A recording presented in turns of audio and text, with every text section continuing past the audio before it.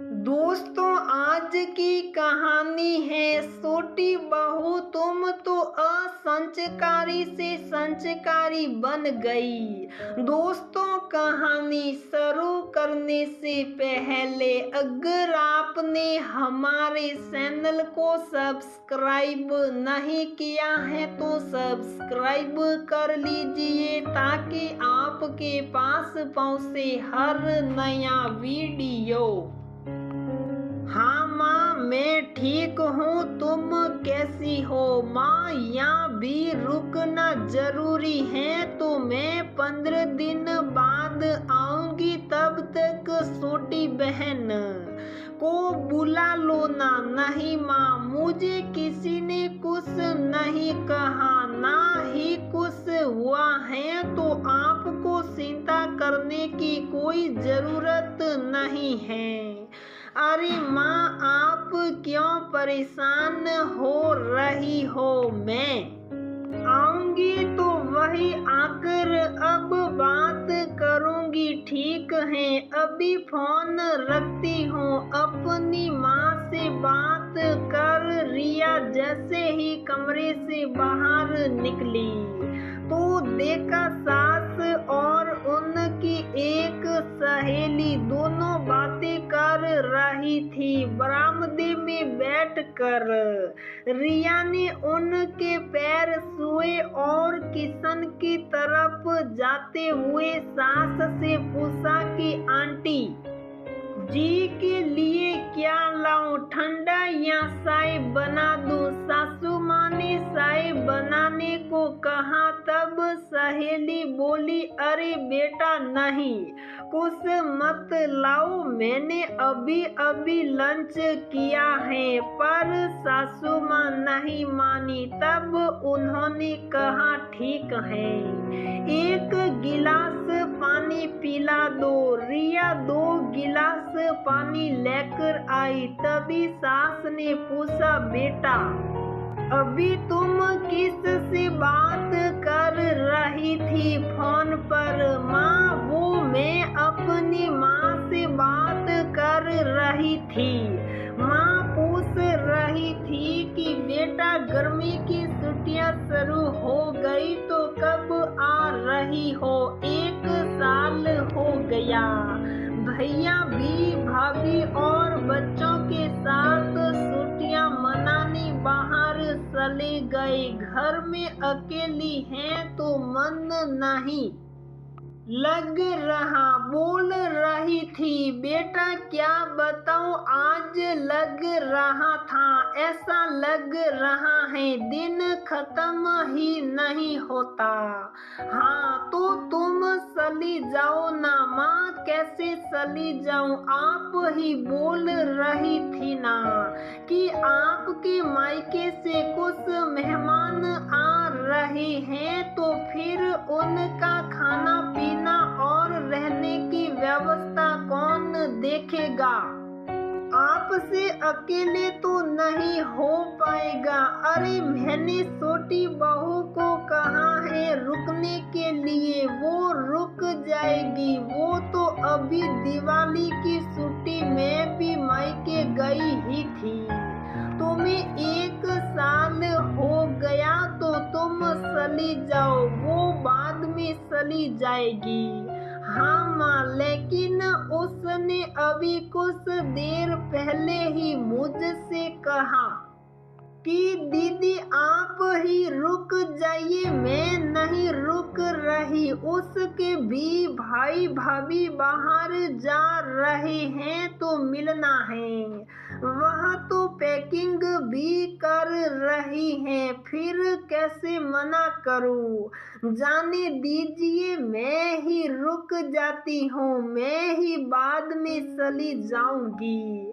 बोल वह अपने कमरे में चली गई। छोटी बहू भी न कभी मेरी बात नहीं सुनती है उसे हर समय मेरी बात टालने की आदत हो गई है। अच्छा एक बात बताओ मालती, रिया की सास, मैं जब से यहाँ आई हूँ तुम्हारे बारे में दो तरह की बातें सुन रही हूँ।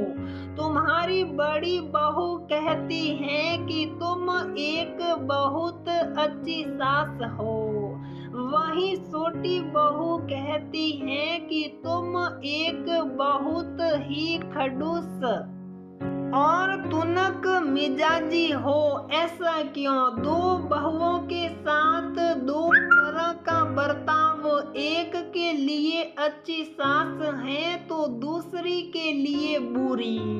बाहर कुछ लोग तुम्हारी बड़ाई तो कुछ बुराई करते हैं। क्यों? सहेली ने पूछा। अरे आशा सहेली, तुम्हें कुछ कहने की जरूरत है क्या?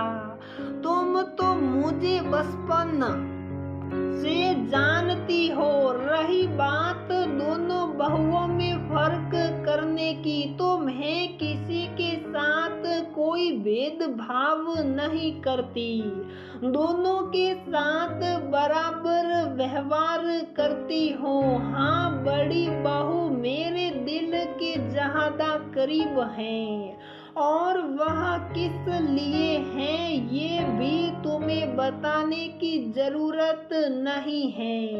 तुमने अभी सामने देख ही लिया। क्या? मैंने तो कुछ नहीं देखा। अरे क्या तुमने अभी अभी देखा। तुम्हारे आने पर दोनों बहुओं ने पैर छुए, लेकिन छोटी अपने कमरे में चली गई और बड़ी किचन में तुम्हारे लिए चाय पानी लाने। भले तुमने मना कर दिया, लेकिन गई तो वो भी मेरे बिना बोले। अभी 2 दिन पहले मेरे भतीजे का फोन आया कि बुआ इस गर्मी छुट्टी में अपने परिवार के साथ आपसे मिलने आ रहा हूँ, तो सप्ताह भर रुकूंगा। काफी साल हो गए उसे यहाँ आए हुए, तो मैं भी मना नहीं कर सकी।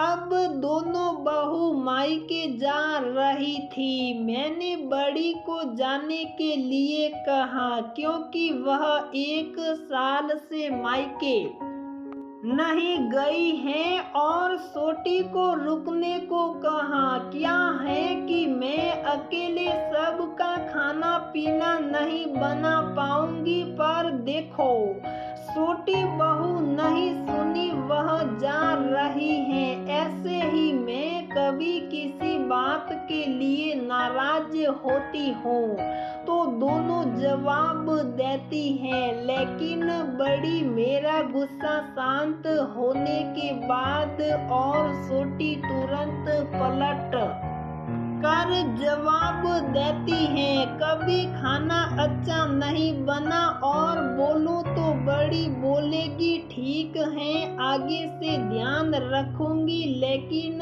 छोटी तुरंत बोलेगी आपको तो मीन मेक निकालने की आदत है। दोनों बहू के आते ही मैंने कह दिया कि नाश्ता खाना बने और तुम लोग खा लेना, मेरा इंतजार मत करना, क्योंकि मैं कभी मंदिर चली जाती हूँ तो कभी घर में ही देर तक पूजा करती हूँ, तो छोटी बहू खा लेती है, मुझे कोई दुख नहीं है, लेकिन बड़ी बहू मेरा इंतजार करती है। मैं जब तक ना आऊँ वह खाना नहीं खाती।